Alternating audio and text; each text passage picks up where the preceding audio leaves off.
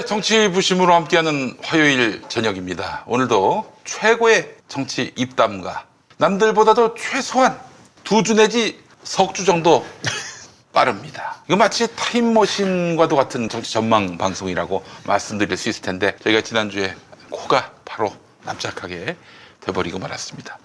녹화 다 하고 흩어졌는데 갑자기 추미애 장관이 직무정지를 해버리는 바람에 우리는 엉뚱한 장모 얘기 나고 말았습니다. 아, 참. 그래서 그날 양심에 너무 저촉이 돼서 오늘 라이브로 방송한다라는 얘기를 참 못했습니다. 지난주에 우리 다 흩어지고 난 다음에 그 소식 접하셨을 거 아니겠습니까? 직무정지. 일주일 동안 어마어마한 일들이 벌어졌는데 지난주 어떠셨습니까? 6시 그쯤에 그 소식을 접하셨을 때. 일단 뭐 기분 좋게 한잔하고요. 아, 기분 좋게. 9시 전에 귀가했습니다. 아, 그래요? 우리 김성애 대변인. 어허, 방송을 어쩌나 걱정하면서 걱정을 하고 말았습니다. 예. 알겠습니다. 우리 방송은 걱정하더라도 뭐 검찰 개혁이 잘 되면 아, 그럼요. 검찰 개혁이 잘 되면 뭐 모든 게 다 좋습니다. 자, 우리 더불어민주당 박진영 부대변인 나오셨습니다. 네, 안녕하세요. 김포 JYP로 많이 불러주시면 감사하겠습니다. 조용필입니다. 예, 그래요. 우리 열린민주당 김성애 대변인 나오셨어요. 네, 안녕하세요. 예. 자, 광고로 바로 들어가겠습니다. 예. 오늘 그 휴지가 다 준비되어 있고요. 이렇게 또 물이 아주 가득 담겨 있습니다. 왜냐, 오늘 쭈꾸미를 여러분들께 또 보여드리기 위해서입니다. 착한 쭈꾸미 여러분 오늘 맛보셔야 합니다. 구매 후기 읽어보겠습니다. 정성이 담긴 선물입니다. 정말 추천합니다. 코로나의 영향으로 쇼핑은 오프라인 대신 온라인으로 하는 시대에 이길 1택배는 생활의 기본이 되었습니다. 그중에 착한 쭈꾸미는 일단 배송 상태가 훌륭합니다. 먼저 박스를 열면 알맞은 테이프 접착량으로 테이프 접착 제거가 수월해서 쉽게 내용물을 확인할 수 있었고, 내용물 사이사이에는 꼼꼼하게 아이스를 넣어주셨고, 혹시 음식물이 나올까봐 음식물 포장에 비닐팩을 살짝 둘러주셨습니다. 실제로 그래요. 이 쭈꾸미 포장 잘못하면은 금방 상하는 것은 물론이고, 어떤 경우에는 쭈꾸미가 낙지가 돼서 와요. 그런 경우가 종종 있습니다. 아, 네. 농담인데. 이 쭈꾸미예요? 네, 쭈꾸미입니다. 엄청 자, 부드럽네요. 그래요. 현재 스티로폼과 아이스는 다른 생협에 보내져서 소독 후 다시 사용하고 있으니 과포장도 아닐 것입니다. 고마운 마음에 회사에 전화까지 드렸습니다. 정성스럽게 보내주셔서 고맙습니다. 잘 먹겠습니다. 회사 관계자도 전화 주셔서 고맙습니다. 라고 말씀하십니다. 행복했습니다. 그 다음날 착한 쭈꾸미의 매운맛과 순한 맛에 양배추, 깻잎, 양파에 착한 보쌈을 데쳐서 볶아가지고 착한 쭈꾸미 덮밥과 술안주를 만들어서 먹었습니다. 아, 역시 맛있었습니다. 특히 쭈꾸미가 토실하고 양이 많고 맛있습니다. 착한 쭈꾸미는 시골 어머니가 서울 자식에게 정성스럽게 만들어 보내주시는 따뜻하고 고마운 마음이 든 선물입니다. 착한 쭈꾸미는 착한 원물에다가 착한 특제 소스를 더한 다음에 정말 착한 가공으로 물이 생기지 않게 하는 것이 강력한 장점입니다. 자숙한 쭈꾸미로 가공해서 쭈꾸미 특유의 육즙을 잡아서 조리할 때 쭈꾸미가 쪼그라들거나 물이 생기지 않아서 쫄깃탱글한 쭈꾸미의 진정한 식감을 경험하실 수 있습니다. 자, 가격이 또 아주 환장할 가격입니다. 한 팩 350g 7,900원. 한 팩만 사시면 좀 그렇고 세 팩 사시면요 23,000원. 3% 추가 할인되고요. 5팩 사시면 9% 추가 할인된 가격 36,000원. 7팩은 12% 추가 할인된 48,900원입니다. 자, 냉동으로 장기 보관이 가능하기 때문에 가장 저렴한 7팩을 강력하게 추천합니다. 7팩 48,900원. 7팩 사놓고 이거 안 먹는 거 아닌가? 걱정하지 마십시오. 그런 일은 없습니다. 김용민닷컴에서 착한 쭈꾸미를 압도적 최저가에 만나보시기 바라겠습니다. 네, 그래요. 저도 한번 맛보겠습니다. 아이고. 아, 우리 엄매 씨 볶음밥 실력이 나날이 갈수록. 엄미애 씨가 정말 대단해요. 이건 좀 특제 소스로 볶으신 건가요? 네. 아, 참기름 넣었어요? 저 가끔씩 좀 엄미애 씨한테 반찬 투정을 한 적이 있었거든요. 그런 날은 이제 엄미애 씨의 침이 같이 섞여서. 그래서 아까 전에 조리하실 때 네. 처음부터 끝까지 과정을 다 지켜보고 아, 있었습니다. 예, 예. 오늘은 침을 안 뱉으셨고. 마스크를 쓰고 하시더라고요. 아이고, 알겠습니다. 안전하게 잘 만들어졌고 네. 요거 아까 전에 보니까 볶고 나서 덜어내고 남은 국물에다가 이 밥을 볶던데 이 밥이 또 어마어마하게 맛있네요. 그리고 쭈꾸미가 사실은 이런 종류의 해물들이 한번 이렇게 조리했던 걸 다시 데우면 물이 많이 생기기 마련이거든요. 물이 크게 생기지 않고 무엇보다 씹을 때 이러고 날캉날캉한 식감이 잘 살아있는 게 중요한데 어떻게 하는지는 잘 모르겠지만 날캉날캉한 식감을 잘 살려서 이것이 엄미애 씨의 솜씨인지 정말로 쭈꾸미가 이런지는 제가 뭐 판단을 못하겠습니다만 일단 제가 먹는 건 되게 날캉날캉하네요. 맛있어요. 저는 이제 나이가 많아 들어가지고 이가 안 좋아서 이렇게 연체동물 별로 안 좋아하는데 엄청 부드럽네.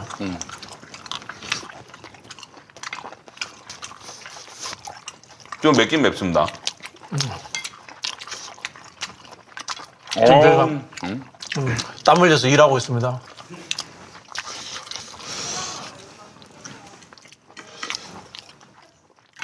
뭐? 아 그래? 순한 맛하고 매운맛 섞어서 지금 하신 거라네. 지난번에 먹을 때 순한 맛 진짜 순했는데 이건 순한 맛하고 매운맛이 섞인 맛이군요. 그러니까 매운 건 더 맵다는 얘기네요. 네, 저는 웬만한 매운 걸 잘 못 먹는 편이라 쪼다.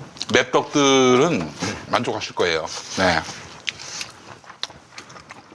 근데 쭈꾸미를 어떻게 해서 이렇게 라이브 생 쭈꾸미가 아닌데도 이렇게 부드럽죠, 이게? 방금 그 어항에서 꺼낸 것 같은. 그러니까 진짜 자숙해서 그런가? 다리도 다리인데 몸통도 날캉날캉한 게 정말 이게 사실 우리 검사들이 집단 사표 내면은 쭈꾸미들을 거기다 넣어야 돼요. 자숙시켜야 돼? 자숙할 줄 아는 그런 쭈꾸미들을 넣어야 된다. 그 개그는 제가 받아들일 방법이 마땅히 떠오르지 않네요. 죄송합니다. 자숙하겠습니다. 받아들이기 힘들면 그냥 가만히 계세요. 와, 진짜 맛있네. 아,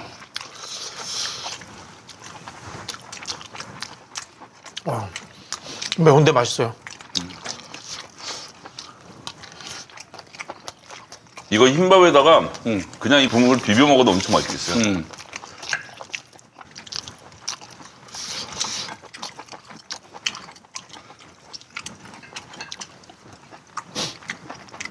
제가 생각할 땐 이거 집에서 드실 때는 대파, 송송 말고 이렇게 손가락 굵기 정도 길이로 해서 이렇게 썰어갖고 좀 집어넣어서 같이 볶아서 먹으면 엄청 단맛이 나면서 더 맛있을 것 같습니다.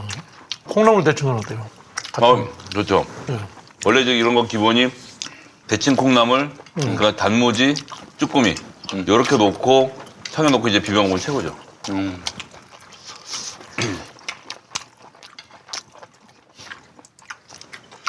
아, 감탄을 금할 수가 없네요.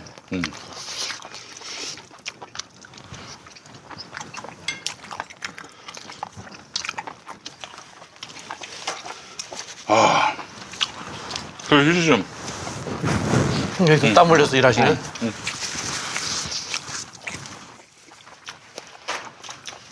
땀을 흘리지 않으면 이건 불안당입니다. 여러분.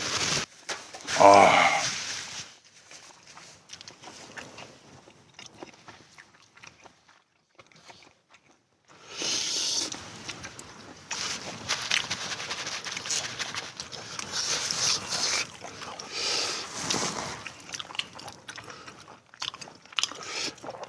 야, 이거.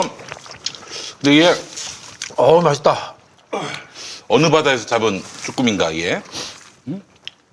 국내인가요? 어? 베트남산이에요?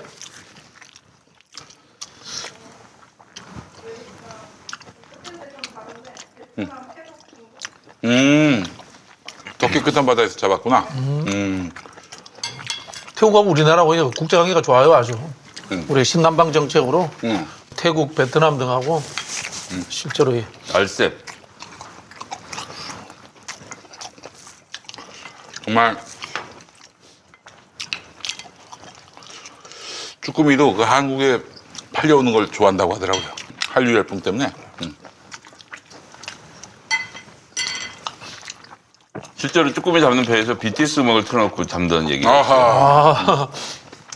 그래서 BTS 노래 틀어놓은 배에만 가서 잡힌다는 소문이 그렇죠, 있고. 예. 쭈꾸미들 몰려들면 다이나마이트를 딱 터뜨려갖고 한꺼번에 쭈꾸미를 잡는 소문이 있어요. 디스코 취향으로.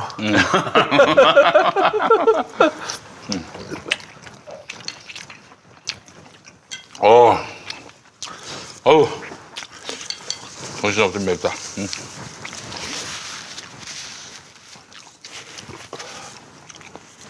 이 맛에 사실 아유, 저걸 먹는 거지. 맛있네. 이 소스만 팔아도 되겠어요. 소스만 팔아도. 응? 침이 안 들어간 소스. 응.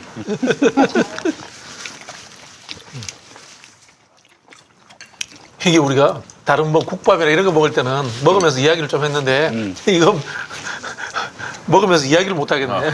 약간 맵죠? 약간 매우니까. 예. 아우, 잘 먹었다. 아유, 그래, 잘 먹었습니다. 예. 자, 여러분, 착한 쭈꾸미 많이 구매해 주시고, 야, 이건 진짜 이 답답한 시절에는 쭈꾸미가 답이에요. 몸도 좀 뜨겁게 만들어주고, 쭈꾸미 많이 사랑해 주시기 바랍니다. 착한 쭈꾸미입니다. 오늘 이제 정치부심 시작하려고 하는데, 일단 윤석열 검찰총장 직무 배제 상황에서 저희 방송 시각으로는 이제 12월 2일에 징계위원회가 열리는 거 아니겠습니까? 내일이죠. 예. 그 징계위원회 열리기 전에 법무부 감찰위원들이 감찰위원회가 오늘 열렸고요. 판정이 나왔는데 내용 보니까 대상자에 대한 징계 청구 사유를 고지하지 않았고 소명 기회를 부여하지 않는 등 절차상의 중대한 흠결이 있었다. 그래서 징계 청구하고 직무 배제하고 수사 의뢰 처분한 것은 부적절하다. 이런 오늘 판단이 나왔습니다. 이게 뭐예요, 이게? 근데 뭐 감찰위원회는 공고하는 곳이고 자문기구이기 때문에 효력이 존재하지는 않고요. 네. 애초에 이제 감찰위원회를 할 수 있다라고 이렇게 규정이 바뀌었는데 네. 이 감찰위원들이 감찰위원회를 요구를 한 거죠. 법무부 장관에게 요구를 했다는 것 자체가 법무부 장관의 의사와는 좀 반하는 자기들의 의견을 가지고 있었다. 애초에 이렇게 좀 분석이 되었던 측면이 있었습니다. 이 사람들은 언제 구성이 됐어요? 감찰위원들이? 감찰위원들 원래 임기가 있죠. 있어요? 원래 임기가 있는 상태였고 이번 징계 전에 추미애 장관이 해야 한다를 할 수 있다로 그러니까 징계위원회 열기 전에 감찰위원회를 열어야 한다를 열 수 있다로 바꾸는 과정에서 네. 20일 전에 고지를 해야 되는데 그 고지 기간을 지키지 않았다는 이유로 좀 논란이 있었고요. 네. 이 과정에서 이제 감찰위원들이 그 뭐라고 해야 되죠? 삐진 거죠. 그렇죠. 야, 원래 우리한테 얘기를 해야 되는 거 아니야? 이렇게 되면서 좀 빈정이 상했던 측면이 있고 그래서 징계위원회가 열리기 전에 오늘 이런 결정을 내렸고 추미애 장관 이에 대해서 감찰위원회에 권고사항을 충분히 검토할 것이라는 답을 내놓았으니까요. 그런 저런 여러 가지 저간의 사정을 고려해서 내일 결정을 잘 할 것으로 그렇게 기대를 하고 있습니다.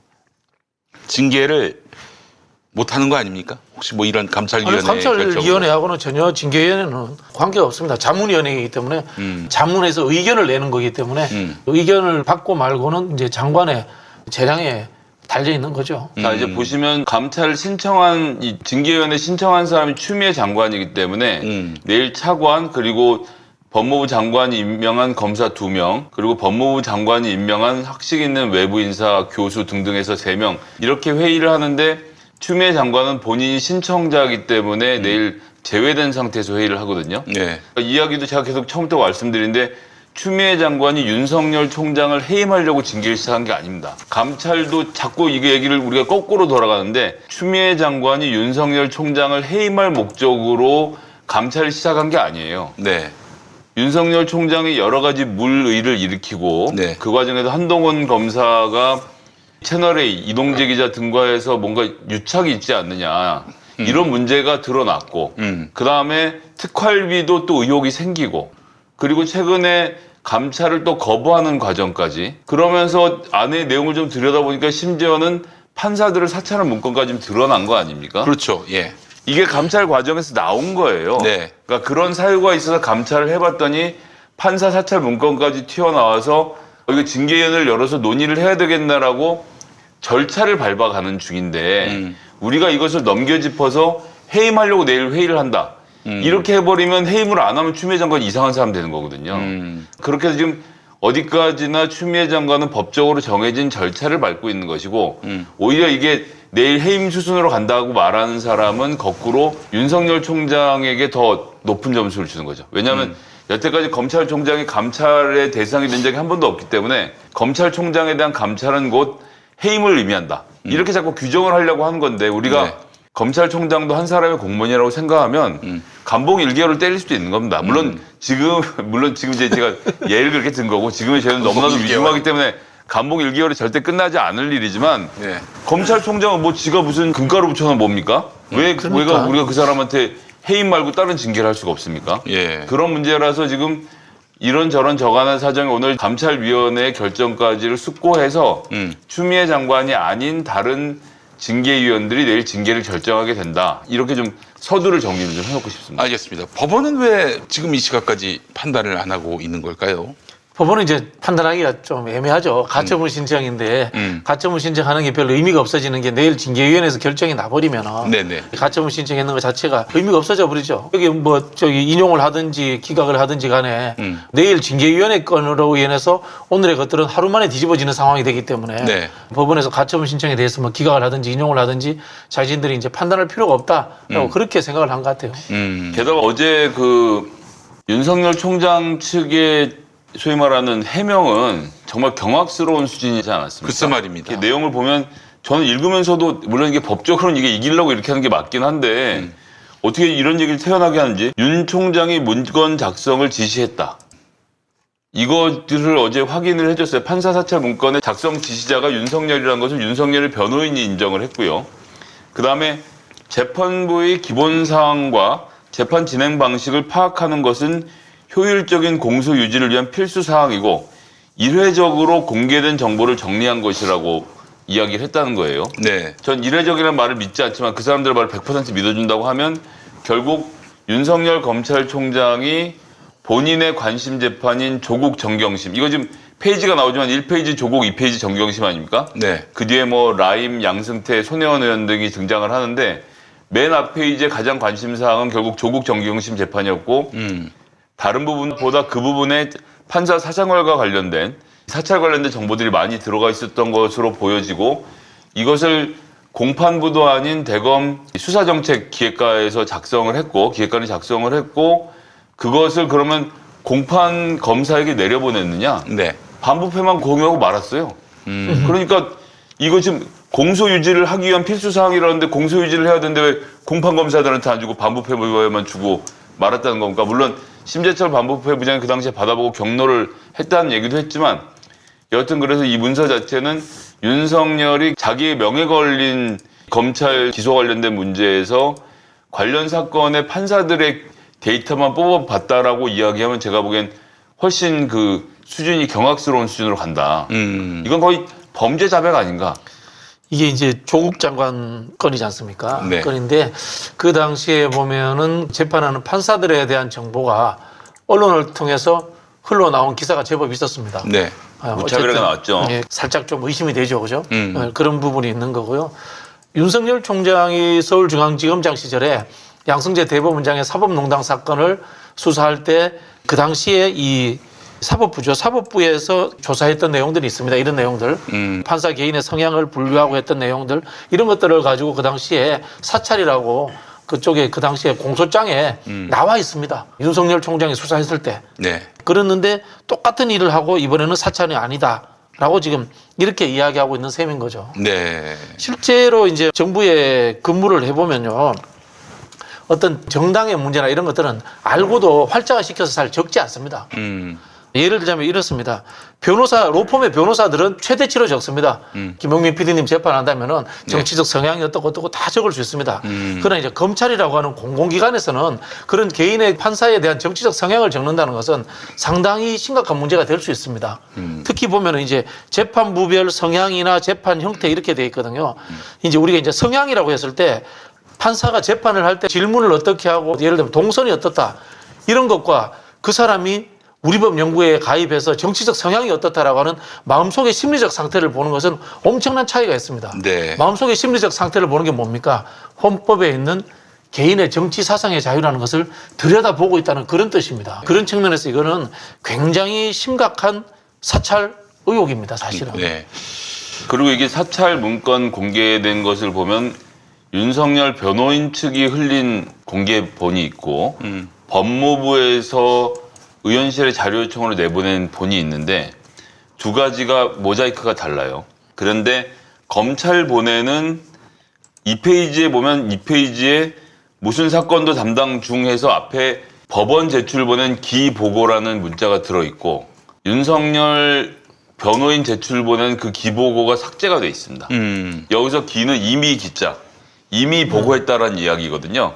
그러니까 여러 번 했다는 얘기죠. 여러 번 했다는 이야기. 예, 여러 번 했다는 얘기인데 재밌는 것은 윤석열 측 변호인은 기보고라는 글자가 문제가 될 거라고 생각해서 기보고 제자를 지우고 기자들에게 사진 공개를 하지 않는 것을 조건으로 문서를 풀었고 오마이뉴스가 사진을 공개한 것으로 지금 법조 기자들끼리 투표해갖고 날벼락을 맞지 않았습니까? 예. 근데 법무부 문서에는 기보고가 있었다는 거예요. 그러니까 이것만 봐도 이미 보고했다는 사실이 드러나는 것에 대해서 윤석열 총장 측이 부담을 느꼈다는 걸 쉽게 알 수 있죠. 그렇기 때문에 이례적 보고였다. 이것도 안 맞는 말이고 그리고 처형 처제도 지금 두 문서가 다르거든요. 그러니까 이야기는 뭐냐면 계속적으로 내용과 첩보를 업그레이드 해갔다. 이런 것의 반증이기 때문에 지금 이 판사 사찰 문건은 뜻밖의 윤석열 변호인 측의 고백으로 윤석열의 지시에 의해서 작성된 윤석열에게 보고를 하기 위한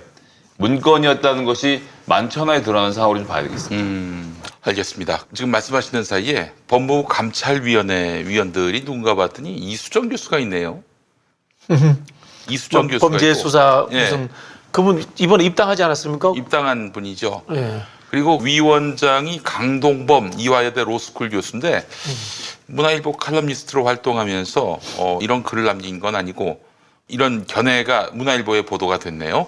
검찰 조직과 권한을 개선하기 위해서는 법무부 장관의 지휘 감독권을 삭제해야 한다. 이 발언한 때가 이제 10년 전 일이긴 한데 독특한 사고를 가지신 네, 분이네요. 그런 분이라면은 뭐 사실은 굉장히 이런 의문을 갖습니다. 아니 어떻게 이런 분들이 아직도 지금 문재인 정부 4년 차가 돼가는 마당에 아직도 이 법무부 감찰위원으로 계시는지. 법무부 감찰위가 지금까지는 소집된 적도 없고 별로 중요하지 않았던 거죠. 이게 또 중요하게 보셔야 되는 게 우리 조국 장관께서 재임 당시에 네. 대검의 감찰이 없어도 법무부가 감찰을 할 수 있도록 제도를 정비한 게 있습니다. 네. 예전까지는 무조건 대검이 먼저 감찰하고 그 결과가 문제가 있을 때 법무부가 감찰을 할 수 있다고 아, 했거든요. 그랬군요. 예, 근데 예. 대검은 아무리 감찰을 해도 문제가 안 생기지. 같은 식구끼리인데. 우리 저 김봉현 선생께서 옥중 편지에다 작성한 글도 있지만 우리 윤석열 총장께서 그런 말씀했다는 거 아닙니까? 감찰 나온 수사관한테 감찰이란 건 말이야 식구를 감싸는 거지 라고 하면서 일가를 하셨다는 얘기를 김봉현 씨가 했다니까 우리가 뭐 100% 믿을 수는 없지만 여튼 이제 대검 내부의 분위기를 보여주는 거거든요. 그렇게 해서 감찰이 계속 무마가 되기 때문에 대검을 통과해서 법무부가 감찰을 한 일이 없었던 거예요. 그래서 이제 검찰개혁의 일환으로 조국 장관께서 법무부에 직접 감찰이 가능하도록 제도를 정비하고 사퇴를 하셨습니다. 그 정비의 첫 케이스가 지금 이 케이스거든요. 네. 그러니까 지금까지 법무부가 대검에 대해서 감찰을 한 적이 없어. 왜냐면 그까지 올라오질 않으니까. 네. 정말 이상한 건이 아닌 다음에야. 그래서 감찰위원회에 누가 있는지도 마찬가지로 신경 쓸 여력이 없는 곳이었기 때문에 뭐 저는 지금 같은 이런 해프닝이 생기는 것이 아닌가 싶은 생각이 드네요. 추미애 장관이 이제 답변이 나왔네요. 윤석열 감찰은 적법하다. 감찰위원들의 이런 회의를 한마디로 일축을 하셨습니다. 예. 윤석열 감찰은 적법하다. 그러나 감찰위의 권고는 참고하겠다. 네, 그거 참고할 뿐이에요. 아니, 참고할 뿐이야. 예. 아, 우리 예전에도 그러잖아요. 공부 잘하는 사람 늘 교과서 보고 공부했다고 하지 참고서 보고 공부했다는 소리 안 해요. 아무도. 예, 그래요. 그게 더 얄밉습니다. 사실. 더 얄밉. 근데 그게 정답이에요. 예. 그게 정답인 거예요. 네. 실제로 이제 6개 항을 가지고 이제 징계위 회부를 했는데 어쨌든 간에 나머지는 양쪽이 이야기하는 팩트가 다를 수 있어요. 다를 수 있는데 두 가지 부분은 정확한 거죠. 왜냐하면 문서화돼 있고 행동이 우리가 언론에 노출됐기 때문에 그런 건데 감찰을 거부한 거잖아요. 검사 2명이 갔는데 자, 감찰 일정을 조정하자고 했는데 나는 서면 감찰에는 받지 않겠다라고 본인이 공언을 했단 말입니다. 감찰에서 서면을 하느냐 대면을 하느냐는 것은 감찰 주체가 어느 것이 효율적인 거에서 판단하는 거지 네. 규칙으로 정해져 있는 게 아니에요. 그거는 감찰하는 주체의 판단에 따라야 되는 겁니다. 자, 그런 그런데 부분을 거부했는 거고요. 근데 그 추미애 장관이 청와대 들어갔어요. 들어간 거는 이건 아무래도 혹시 윤 아웃시키고 추 장관도 동반 사퇴하는 그런 그림 아닌가 했는데 또 법무부에서 입장이 나왔습니다. 장관은 대통령과 총리께 상황을 보고했을 뿐이지 사퇴 논의 같은 건 없었다. 그러니까 이제 나눠서 보면 오전 10시 전에 먼저 정세균 총리가 국무회의 전에 잠깐 만나자고 해서 사전에 면담을 했고, 그리고 국무회의를 했고, 오후에 추미애 장관이 청와대에 들어가서 대통령님을 뵙고 온 것으로 이렇게 되어 있는 건데요. 네네. 팩트는 이것만 팩트입니다. 그리고 안에서 무슨 얘기했는지 아무도 몰라요. 그러면 지금 무슨 얘기를 써야 되겠습니까, 기자들은? 내가 지금 하고 싶은 말을 쓰는 거죠. 지금 이 순간 가장 절실한 말은 뭡니까? 내일 윤석열 총장은 해임당하게 생겼는데 그럼 추미애 너도 나가. 이 말이 지금 너무 하고 싶은 중이거든요. 그러니까 그런 걸 상의한 게 아니겠니? 이렇게 기사를 계속 쓰는 거죠. 정세균 총리의 소위 말하는 추미애 장관 동반 사퇴 얘기도 정세균 총리가 그렇게 말했다라는 증거는 아무것도 없습니다. 그래서 여러분들 이제 그 기사만 보시고 정세균이 또 이런 이상한 말을 해서 생각하시겠는데 비교적 소상하게 기사를 쓴 한국일보 오늘 아침 보도를 봐도 윤석열 총장이 이러저러한 문제로 물의를 일으키고 있으니 자진 사퇴를 하도록 하는 게 좋겠다라는 것을 대통령께 건의드렸다. 한편 청와대와 여당 관계자들은 추미애 장관의 동반 사퇴도 함께 고려하고 있는 것으로 나타났다. 이렇게 써놓고 정세균 총리가 두 가지 다 얘기한 것처럼 얘기하고 있는 거거든요. 네. 그러니까 저는 추미애 장관이 정치인으로서 사법개혁의 한 매듭을 짓고 본인이 법무부 장관을 물러설 가능성도 있다고 생각합니다. 본인의 정치적 미래를 위해서. 그런데 지금 이 상황에서 정세균 총리에게도 그렇고 오늘 문재인 대통령과의 면담도 마치 동반 사퇴를 조율하는 것처럼 자꾸 기사를 쓰는 것은 이것은 그냥 언론의 간절한 바람. 예, 언론이 그런 프레임을 쳐서 추미애 장관이 오늘 그만두거나 한 달 있다 그만두거나 6개월 있다 그만둬도 윤석열과 동반 사퇴라는 그림을 만들기 위해서 일단 그물을 쳐놓는 거라고 생각하시면 되지 않을까 싶습니다.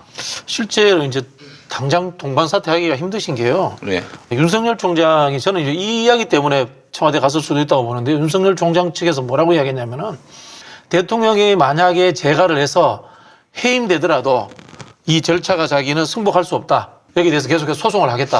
야, 이런 뜻을 밝혔단 말이에요. 이 발언은 얼마 전에 국정감사 때 윤석열이 검찰총장은 법무부 장관의 부하가 아니다.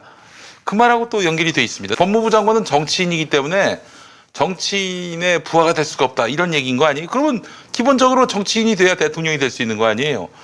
대통령도 내 상사일 수가 없다. 이런 얘기 아닙니까? 그런 이야기를 하고 있는 거죠, 지금. 짐과 네. 대통령은 동급이다 이런 거죠. 예. 그래서 측근의 워딩을 보면 대통령이 제가 하더라도 아무런 얘기 없이 서명만 한다면 그걸 대통령의 의사로 왜 표시로 볼 수는 없다. 그러니까 윤석열 이런 거에 지금 이제 오케이 목장 나가서 지금 권총 차고 문재인 나와 같이 총 뽑아. 그래야 내가 너 사나이로 인정하겠어. 지금 이런 말 같지도 않은 소리를 하고 있는 겁니다. 이게 완전 뭐 트럼프식이야, 트럼프식인데. 예. 근데 여기에도 또 이제 함정이 있을 수 있는 게요. 네. 만약에 대통령이 지금 징계 절차 전에 무슨 한마디를 하셨다. 그럼 뭐 우리 생각에 그냥 뭐 가이드라인 이 정도가 아니에요. 이걸 또 나중에 대통령의 직권남용으로 걸 수도 있는 거예요. 수사해요. 이 사람들이요. 그렇군요. 그렇죠. 예, 예. 이 법에 법적 정해져 절차에 있는 해임 절차를 하기 위해서 대통령이 추미애 장관에게 무리해서 지시를 했다. 이것이 이제 무슨 얘기랑 다 있는 거냐면 야. 진중권이 오늘 얘기했죠. 예, 진석사가 오늘 한 얘기가 추미애 장관이 이런 거 배우가 있는 거 아니냐. 그래서 이러한 무리하고 위법적인 일을 추진하는 것의 배경은 대통령의 직권남용이 있고 그 직권남용의 압박에 못 견뎌서 추미애 장관이 윤석열 검찰총장을 무리하게 내친 거고 그럼 이 모든 과정이 수사가 필요한 상황으로 윤석열은 인식하게 되는 거죠. 네. 실제로 아까 말씀드렸던 법원에서 별 의미가 없는 네. 하루 이틀 사이에 결정나는 가처분 신청을 윤석열 총장이 했지 않습니까?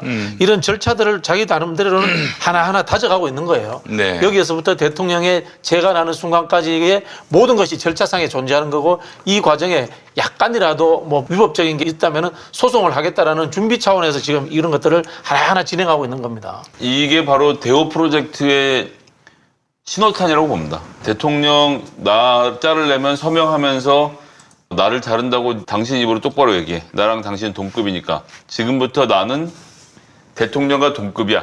지금 이 선언을 하는 거죠. 야, 그러니까 사실 정의당 정치인들도 그런 말 하거든요. 왜 대통령이 아무 입장이 없냐. 할 수가 없어요. 할 수가 이게 없어요. 법에 무지한 건지 아니면은 친검 세력이 됐는지 둘 중에 하나겠네요. 그거 이제 생각해보면 이런 거예요. 과거에 이제 권위주의 정권 시절입니다. 검찰총장 해임할 때 어떻게 합니까? 이런 징계위원회 한 적이 없어요. 본부에 핵심에 누가 메신저가 가요. 가서 이렇게 은근히 압박하는 거지. 너 이제 사퇴해야 될 것 같아. 대통령이 너 나가래. 그러면은 이제 총장이 바로 나갈 수도 있고 개기는 놈도 있을 거 아닙니까? 그죠? 네네. 개기는 사람이 있으면 어떡하겠어요. 그 당시에 있던 다른 정보 기관을 통해 가지고 이 총장의 약점을 가지고 왔을 수도 있어요. 그런 것들을 통해서 나가면 이런 거 안 터뜨릴 테니까 조용히 변호사하면 돼. 라든가 있지 않습니까? 예, 예. 이런 식의 과거에 이제 뭐 소설입니다만은 이런 식의 소설이 가능한 시대에 있었던 거예요. 예, 예. 근데 지금은 그렇게 할 수가 없는 상황 자체가 되어 있는 게 징계위 자체에 회부되어 있기 때문에 윤석열 총장은 본인이 사퇴하고 싶어도 사퇴조차도 못해요. 공무원은 징계위 회부되어 있으면은 징계위 절차가 끝나기 전까지 사표도 못 냅니다, 원래. 그리고 이제 한 그래요? 번의 반전을 노리는 것은 그렇게 해서 지금 결정이 나면 보통 이제 6개월에서 한 12개월 정도 이 해고 무효 소송이 또 벌어질 거거든요. 그렇게 돼서 내년 대선 국면에서 이 문제를 다시 끄집어내서 한번 싸워보겠다. 이런 또 포석이 깔려 있는 거죠. 지금이야 뭐 언론들이 이렇게 계속 성원해 주니까 으쌰으쌰한 면이 있는데 내가 윤석열이라면 지금 말하자면 현 정부에 의해서 탄압받는 검찰총장의 이미지를 자산 삼아서 대권에 나가려 한다면은 나는 잘릴 때 시원하게 잘리고 내 길 가겠다. 이랬으면 더 어땠을까 하는 생각이 들어요. 이렇게 지저분하게 이렇게 소송 간다. 심지어는 뭐 그래서 지금 가처분 본인이 대통령이 간다. 되고 나면 문재인 대통령에 대한 직권남용권에 대해서 민정수석 시켜서 법무부 장관 시켜서 검찰총장 시켜서 수사를 해야 되니까 그렇죠. 지금은 증거를 쌓아가는 증거를 과정을 쌓아가는 본 거죠. 과정인 거고 개인적으로 이분이 지금 흔히 이야기하는 이제 깔끔하게 못하는 이유가 몇 개 있어요. 예. 일단 첫 번째로 보면은 끝까지 나는 검찰 조직을 지키기 위해서 싸우는 사람이다. 네. 라는 이미지를 만들어야 되고 두 번째는 어쨌든 간에 가족 등 개인이 연루된 사건들에 대해서 총장에 있는 것과 그다음에 어쨌든 간에 자연으로 돌아가는 것에 있어서의 차이가 있다고 본인이 느끼는 거고요. 예, 예. 세 번째는 빨리 사표 내고 나오는 순간 다음 자기 정치적 행보를 하는 그 과정에서의 혹독한 검증이 빨리 이루어지기 때문에 최대한 그것을 늦추자. 왜냐하면 재판하는 과정은 계속해서 대통령과 본인이 법적으로 다투는 모양을 갖춰주기 때문에 자기한테 나쁘지 않은 거죠. 이게. 알겠습니다. 이야, 참 계산이 복잡하네요. 윤석열이 12월 2일자로 해서 징계를 당해서 검찰총장직을 잃게 된다면은 윤석열 사단은 어떻게 됩니까? 지금 사단 일할 사람들은 다 흩어져 있는데요, 뭐. 대검에 부심- 있는 게 아니라 다 각자의 자리에 있는 거니까 전쟁이 끝나고 나면 패장들은 걷어야죠. 뭐 사단이라고 표현하기는 좀 그런 게 지금 상황은 어쨌든 간에 이제 검찰의 이제 대다수가 이 검찰 조직의 이기주의라는 측면으로서 좀 뭉쳐져 있는 상황인 건 사실인 것 같아요. 예전에 이제 2010년인가 11년인가 문재인 대통령 조국 장관 그 당시 이제 대법관을 하셨던 김선수 대법관이 토크쇼를 하면서 그런 이야기를 했어요. 예. 검찰이 대다수가 항명하고 집단 행동을 할 때가 검찰 개혁의 방향이 옳은 것이다. 그런 이야기를 하신 적이 있거든요. 그건 뭐냐면은 결국은 검찰이 가지고 있는 기득권이라는 부분에 있어서는 이게 고위직이든 뭐 누구 추미애 라인이든 누구 라인이든 이런 거 관계없이 검찰 이기주의가 관통되고 있다는 그런 이야기를 하신 것 같아요. 네. 저는 뭐 잘 모르겠습니다만 내일 만약 징계위원회가 열려서 윤석열 검찰총장에 대한 면직 또는 해임 처분이 이루어진다면 장관이 이것을 대통령께 보고를 드릴 것이고 대통령은 제가 하실 거라고 보고요. 제가 이후에 차기 검찰총장도 이미 좀 머릿속에 구상을 갖고 계시지 않을까. 저는 하게 된다면 전광석화 같이 이루어질 거라고 좀 보고 있습니다. 그러면 이제 새로 임명되는 검찰총장 휘하로 해서 다시 한번 진용을 재정비하겠죠. 지금 윤석열 총장이 대통령을 상대로 사실은 협박을 한 거거든요. 나는 끝까지 이 해임 무효정지 소송을 정부를 상대로 대통령을 상대로라도 하겠다라고 이렇게 이야기한 상황이지 않습니까? 네. 사실 과거 같으면은 참 사원부죠, 이거죠? 옛날에 사원부 이 제일 높은 사원부 대사원입니까? 대사원이 역모하겠다는 뜻이에요, 사실은. 그래서 보수 언론이 2002년 노무현 대통령과 검사들의 대화 뒤에 강금실 장관 임명 과정에서 검란이라는 이름을 붙여놓은 거 아닙니까? 그때부터도 계속 노무현 문재인 정부에 대해서 검찰들이 분연히 떨쳐 일어서 주기를 바라는 뜻에서 그 어떤 다른 조직에도 붙여주지 않았던 난이라는 단어를 그렇지. 검 앞에만 붙여놓은 거죠. 아니 사실 우리가 저 YS 때를 생각해 보면은 YS가 하나회 척결할 때 얼마나 전광석화와 같이 그렇죠. 한 큐에 했지 않습니까? 다음 날 출근했는데 자기 자리가 없어졌어. 와, 이건 정말 대단한 내공과 강심장이 아니고서는 불가능한 일이었는데 지금 검찰 논리는 이거 아닙니까? 왜 우리 검사들하고 대화도 안 하고 개혁을 하나에 밀어붙이려고 숙청하는데 왜 하냐고. 하나회랑 상의 안 하냐? 그렇지. 이번에 우리가 이제 검찰 개혁도 그랬지 않습니까? 윤석열 총장이 앞장서서 검사들의 의견을 모아가지고 검찰 개혁에 대한 의견을 냈어요. 그게 제대로 된 의견이겠습니까? 그뭐 자기들이 아무것도 이제 안 하는 거죠. 예, 뭐. 기득권을 그대로 이제 유지하는 수준에서 아주 뭐 이 사소한 것들에 대한 해결하겠다 이 정도 차원일 것 같은데요. 저는 이번 사태를 보면서 결국 개혁이나 혁신이라고 하는 것은 내부의 대상이 할 수는 없는 일이다. 라는 뭐 그런 관료 사회에 대한 기본적인 생각을 좀 확고하게 가지게 됐어요. 아, 그럼요. 예. 아, 이거 보면서 참 많은 상처를 입고 가지만은 그래도 또박또박 수순대로 절차대로 가고 있다라는 생각도 들고요. 제가 윤석열 총장 해임 관련돼서는 추미애 장관이 감찰하고 감찰 결과로 징계하고 징계 결과를 대통령에 보고 드린 다음에 해임할 거라는 얘기를 벌써 한 2달째 하고 있지 않았습니까? 아, 예. 우리가 2달을 앞서가고 있어요, 지금. 예. 야. 그래서 사실 지금은 저희가 한 2달 전쯤 한 얘기들 그런 얘기들 보시면 훨씬 재밌을 것 같아요. 네, 그럼 2달 후도 한번 좀 예측해 주시죠. 2달 후에는 무슨 일이 벌어질까요? 자, 2020년 2월 1일. 그때 이제 서울시장 선거가 불타오르고 있을 때죠. 예. 아, 그러네. 이제 2달도 안 남았으니까. 전국의 아, 2달 남았으니까. 열린민주당과 민주당이 후보 단일화 할 수 있을 것인가 이 문제로 지금 불타오르고 있을 때고요. 부산 선거는 안 될 것 같은데 될 수도 있겠네 이런 분위기가 지금 이제 훅 올라오고 있는 상황이 될 겁니다. 2달 후면은 제가 봤을 때는 윤석열 총장은 언론에서 사라져 있을 겁니다. 아, 그래요? 네. 황교안 총리랑 거의 비슷한 지지율을 구가하지 않을까. 아, 그래요? 이거 이제 우리가 이제 정치에서 이야기하는데 자기 발광체라는 이야기를 하지 않습니까? 예. 스스로 이분이 뭐 정치적 사상과 조직을 가지고 발광하는 사람이 아니지 않습니까? 어쨌든 간에 검찰 개혁에 저항하면서 얻어맞으면서 빛이 발한 거기 때문에 저는 곧 없어질 거다 그런 생각이 들고요. 반기문처럼. 예, 네.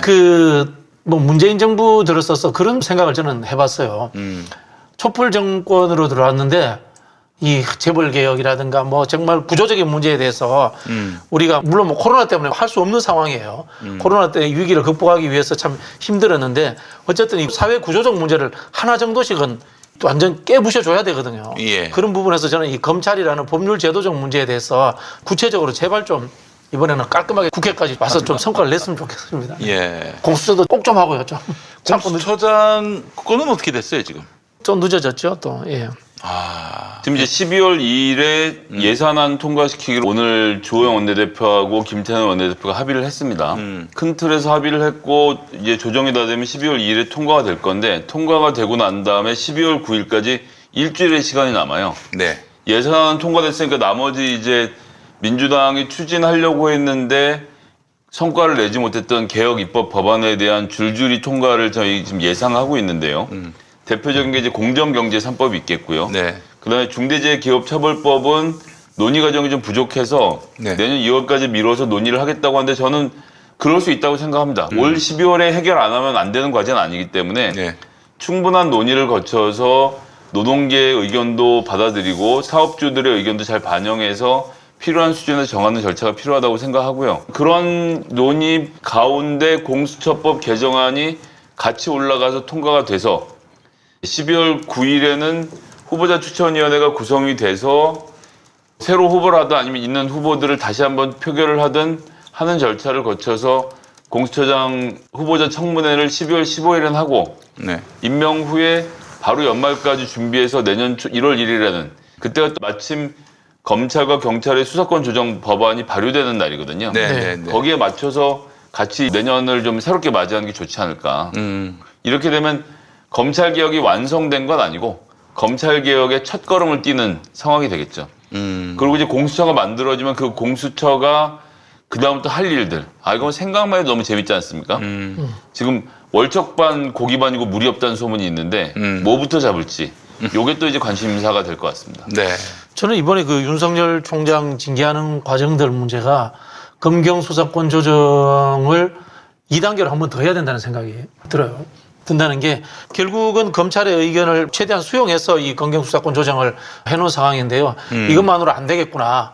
그런 생각이 들면서 다음 이 검찰총장이 새로 임명이 된다면은 추미애 장관이 좀 더 검찰의 권한을 기소권과 이 수사권을 분리하는 흔히 하는 표현으로 좀 과격한 안을 네. 한번 만들었으면 좋겠어요. 그걸 가지고 이제 국회에서 다시 한번 재논의하고 그런 과정이 되어야지만이 그게 완벽하게 이루어지지 않더라도 조금씩 협상을 통해서 발전해 나가지 지금 애초에 이 어느 정도 합의된 안을 가지고 시작을 하는 것 자체가 네. 검찰들이 이렇게 집단적으로 나서는 계기를 만들어줬다 이런 생각이 들어서 좀 더 진일보한 검찰 수사권 조정 개혁 입법이 개정안을 바로 또 한번 준비했으면 좋겠다. 그러는 와중에 이제 김영배 의원이 지난 8월에 경찰청법 개정안을 내놨습니다. 예, 예. 자치경찰과 중앙경찰을 분리하고 중앙경찰의 국가수사본부를 수사본부를 구성하고 두고, 예. 국가수사본부가 경찰청으로부터 일상적인 업무 지시는 받지만 구체적인 업무 지시는 안 받는 형태로 조금 떼낸 구조를 보여주고 있는데 어쨌든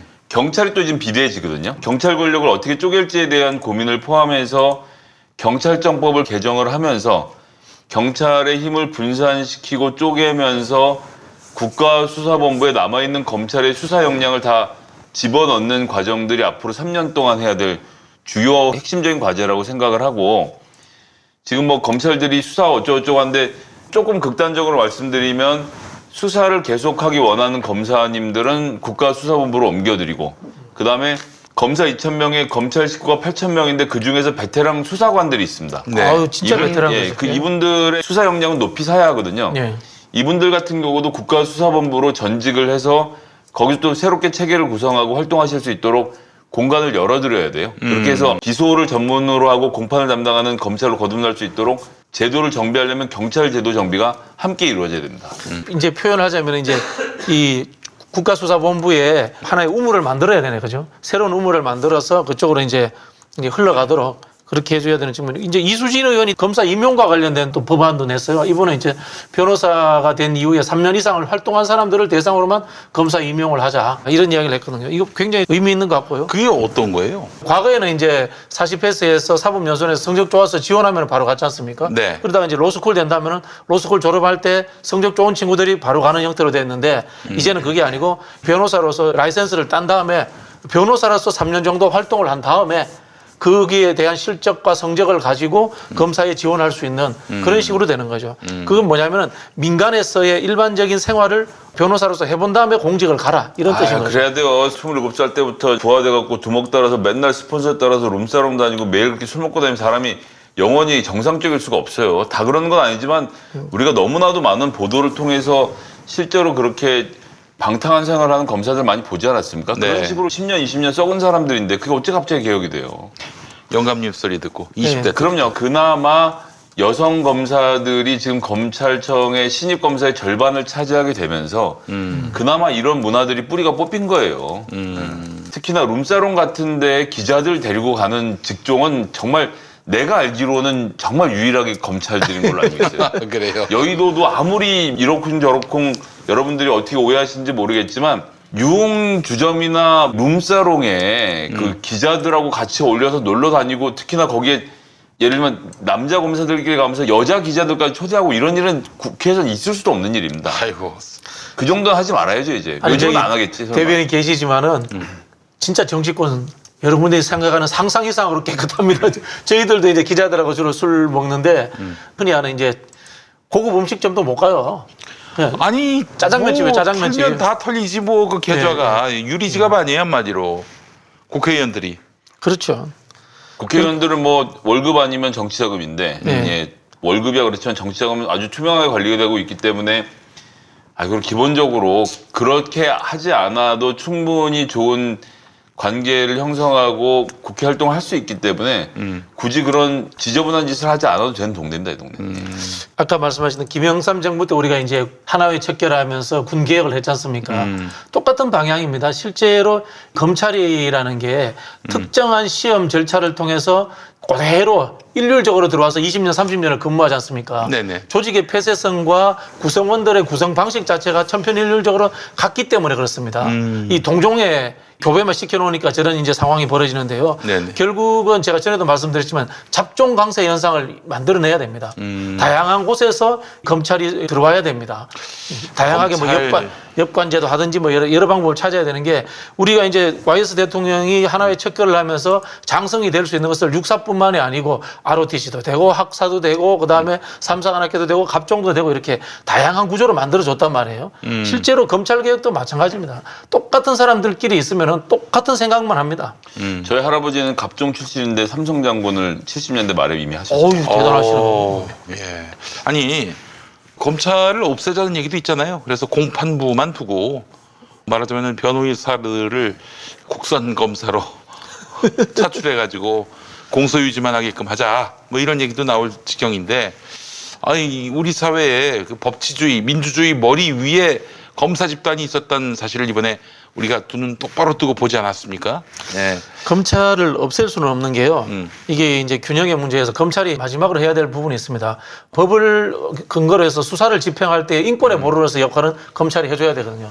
그게 이제 경찰과 다른 점인데 그런 부분들의 역할을 위해서 완전히 없앨 수는 없는데 어쨌든 간에 이것이 경찰과 검찰의 문제는 균형점을 만들어줘야 돼요. 그런 네. 부분에서. 수사관의 욕망을 제어하려면 검찰이 영장 청구권을 가지고 경찰이 인권을 침해하지 않고 수사하는지를 지켜봐야 돼요. 그리고 이게 분리가 되면 되게 쉬운 게 검찰이 수사를 하면 검찰이 무리한 수사를 하는 걸 견제를 할 수가 없습니다. 자기 식구니까. 근데 경찰은 남이잖아요. 그렇죠. 그리고 수사가 자기 일이 아닌 거야.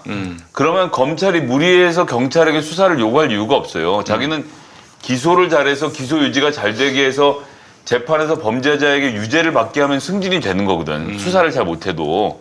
그러니까 그런 경우에는 경찰이 제대로 수사를 하고 있는지 모니터링이 되게 되죠. 그게 자기 일이 아니면. 그럼 경찰은 승진하려고 막 아무렇게나 수사를 하고 있는데 검찰이 들여다보면서 영장 청구권 등이 갖고 있는 견제 권한으로 이걸 견제하면서 서로 균형이 맞아가는 거거든요. 네. 그래서 이거를 저는 뭐 어렵게 생각하실 게 없고 이런 식으로 서로 견제하는 가운데에서 균형점을 저절로 찾아가게 하는 것. 그것이 권력기관의 권력 분산을 통한 문민의 지배가 되는 거죠. 우리나라 검찰은 헌법적 불일치 때문에 이제 근본적 모순에 처해 있는 게 있습니다. 네. 그래서 나중에 한번 개헌할 때는 검찰 문제를 다뤄야 되는 게요.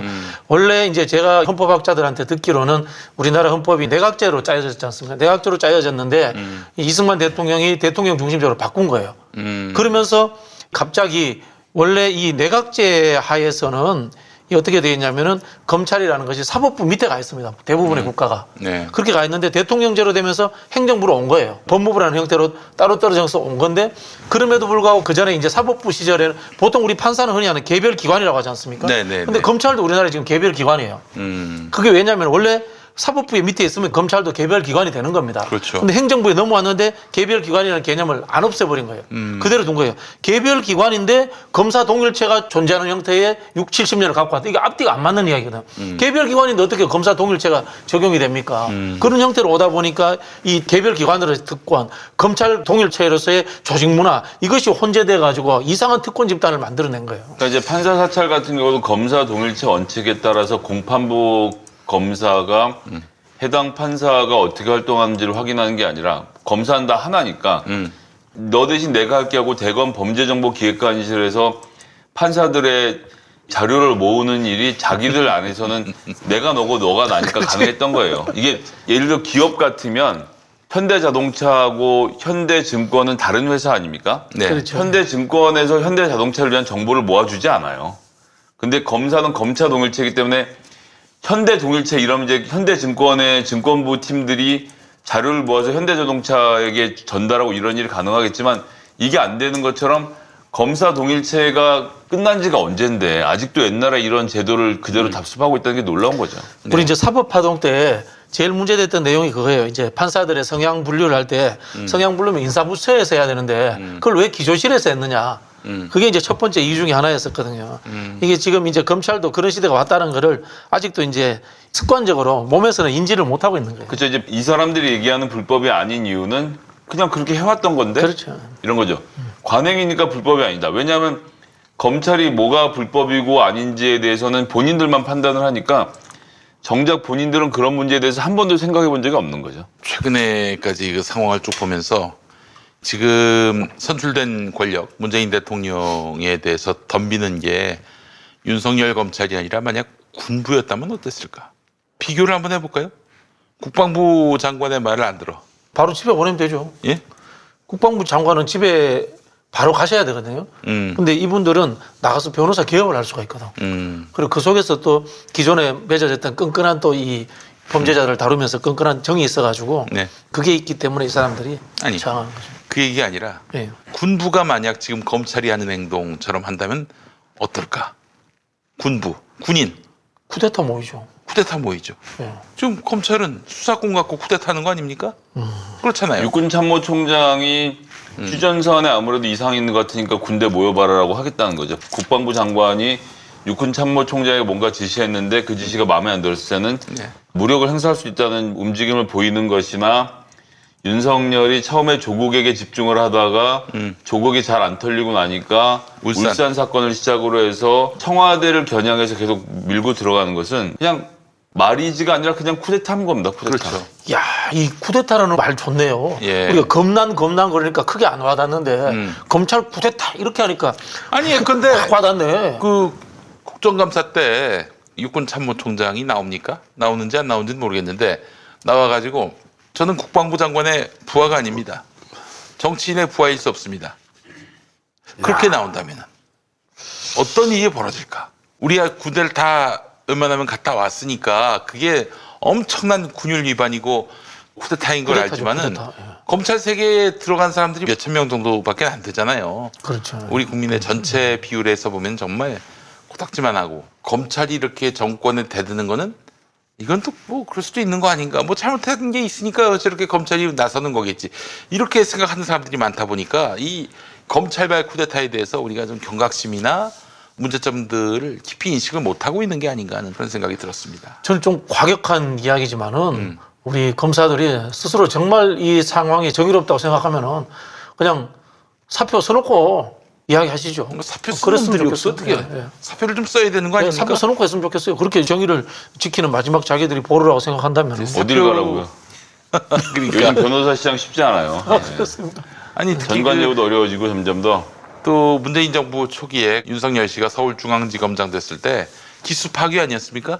검찰총장도 그렇습니다만은 많이들 나와가지고 지금 시장이 포화 상태예요. 또 전관 여우가 먹혀야지 사실은 전직 검사가 먹히는 거 아니겠습니까?